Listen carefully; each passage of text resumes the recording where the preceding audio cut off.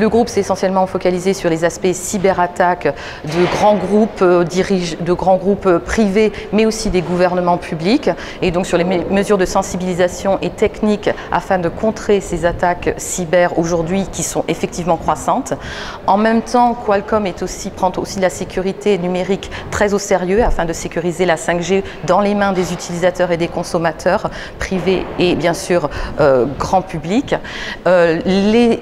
travaux organisés aujourd'hui par la Commission et l'Union européenne et la France qui y participe sont essentiels au futur de la 5G et justement de permettre l'industrie et le public de s'équiper de ces mesures de sécurité qui passent par des mesures de certification, d'évaluation technique, des travaux de standardisation, de labellisation des produits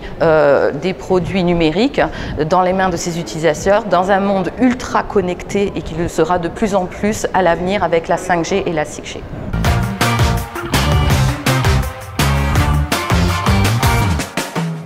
La 5G aujourd'hui amène de nouvelles performances, bien sûr, sur le monde du mobile et du cloud, mais amène aussi de nouveaux cas d'usage pour des nouvelles industries du monde du transport, de la logistique, des services publics, du monde de la finance, de l'agriculture, de l'énergie et de l'industrie du futur, ce qui veut dire que ce sont aussi des secteurs qui ont des demandes de sécurité numérique très critiques, qui demandent des solutions